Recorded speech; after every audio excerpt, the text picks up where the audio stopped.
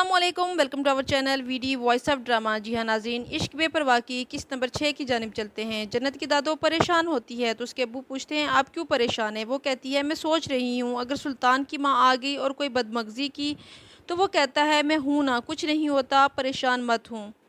निकाह की तकरीब के साथ जन्नत की रुखसती हो जाती है और वो अपने ससुराल आ जाती है। उमर का भाई उन्हें तंग करता है तो फूफी कहती हैं भाभी थकी हुई है, किरण तुम इसे रूम में ले जाओ। लेकिन वो उमर को अपने साथ ले जाता है। फूफी कहती है राहिला लड़की अच्छी है तो वो कहती है हाँ जी, अल्लाह नजरे बद से बचाए।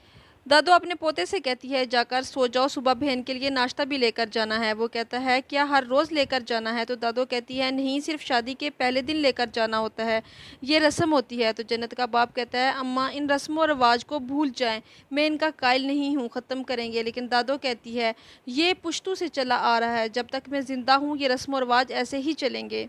उमर का इंतज़ार करते करते जन्नत सो जाती है। जब उमर रिंग लेकर रूम में आता है तो जन्नत आगे सोई हुई होती है। जब वो सुबह उठती है तो देखती है उमर सोफ़े पर सो रहा है। तो वो कहती है हाय अल्लाह, अब मुझसे गुनाह हो गया, दादो नाराज़ हो जाएंगी, आप सारी रात बेआराम रहे, ठीक से सो नहीं सके। वो कहती है आप मुझे सज़ा दें। तो उमर उसे रिंग पहनाता है और कहता है ये सारी उम्र तुम्हें मेरे साथ गुजारनी होगी, यही तुम्हारी सज़ा है, कबूल है। जन्नत का बाप और भाई उसके घर नाश्ता लेकर जाते हैं। जन्नत अपने भाई को बताती है सब बहुत अच्छे हैं और मेरा बहुत ख्याल रखते हैं। दादो जो कि जन्नत की दोस्त को उसके घर मिलने नहीं जाने देती तो जन्नत आके नाराज़गी का इजहार करती है। दादो कहती है ये दोस्तों से मिलना मिलाना अपने घर अच्छा लगता है, शादी के बाद लड़की को खुद को समेटना पड़ता है, अभी तुम ना समझ हो ना तजर्बाकार हो, इसलिए मैं तुम्हें समझाती रहती हूँ। ससुराल वालों को समझना बहुत ज़रूरी है, लड़कियों को बदलना पड़ता है खुद को, और मुझे यकीन है तुम एक आइडियल बहू और बीवी बनोगी, ससुराल वालों के दिलों में घर बनाओगी और राज करोगी। जन्नत उमर से उसकी पसंद पूछती है खाने में क्या खाते हैं। फिर वो कहती है सुबह मैं आपके कपड़े प्रेस करके नाश्ता बना दूंगी। वो पूछता है तुम्हें क्या पसंद है। तो जन्नत जवाब देती है मुझे वही पसंद है जो आपको पसंद है, आपकी पसंद ही मेरी पसंद है। फिर जन्नत कहती है मेरी दोस्तें मुझे कह रही थी तुम वलीमा पर बारात से भी ज़्यादा अच्छी लग रही थी। तो उमर कहता है कि तुम हमेशा ही अच्छी लगती हो। जन्नत उमर के लिए चाय बनाकर लेकर जा रही होती है कि फूफो रोक लेती है कि उमर को बेड टी पसंद नहीं है, लेकिन मैं सुबह चाय ज़रूर पीती हूँ और रात को गर्म दूध भी पीकर सोती हूँ एक गिलास।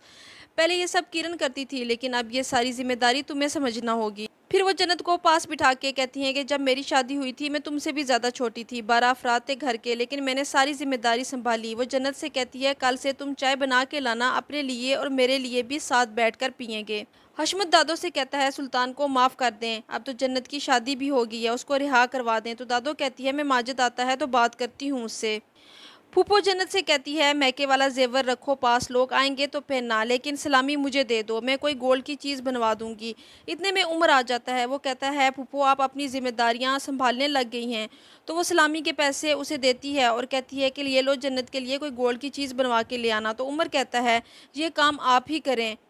फिर उमर जन्नत से कहता है कि शाम को मेरी एक कुलीग ने इनवाइट किया है, अच्छी सी तैयार हो जाना। जन्नत से मिलने कुछ रिश्तेदार आते हैं, वो जन्नत की बहुत तारीफ़ करते हैं, लेकिन फूफी सारा कट्टा चिट्टा खोल कर रख देती है उनके सामने। औरतें कहती हैं कि जन्नत तो बड़ा जहेज़ लाई है। तो फूफी कहती हैं अपनी बेटी को ही दिया है जो दिया है, हमारे घर में किसी चीज़ की कमी तो नहीं थी, और हमने तो अपनी बेटियों के घर वालों को सोने के सेट भी दिए थे, लेकिन हमें यहाँ कुछ नहीं मिला, हमें चाहिए भी नहीं था वैसे, अलबत्ता हम बहू को 10 तोला सोना पहना कर लाए हैं।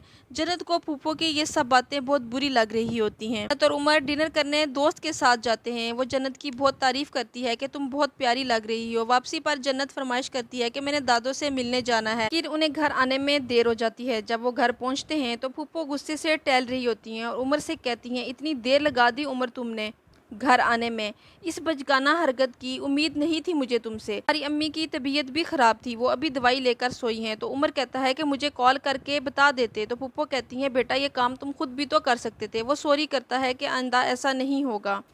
उमर खामोश कमरे में बैठा होता है तो जन्नत पूछती है आप खामोश क्यों हैं। तो वो कहता है कि फूफो की बात से परेशान हूँ, तुमने देखा था ना कि वो कितना घबरा गई थी, मेरी ही गलती है, मुझे कॉल कर लेनी चाहिए थी। और जन्नत तुम्हें भी तो आगे बढ़कर उनसे सॉरी करनी चाहिए थी, उन्हें गले लगा लेना चाहिए था। तो जन्नत कहती है मेरे माइंड में बिल्कुल ये बात नहीं आई और मुझे दादो के घर नहीं जाना चाहिए था। वो उमर से सॉरी करती है। यहाँ ख़त्म होती है किस्त नंबर 6। किस्त नंबर 7 देखने के लिए हमारे साथ रहिएगा। Keep watching and don't forget to subscribe our channel. Take care, अल्लाह हाफिज़।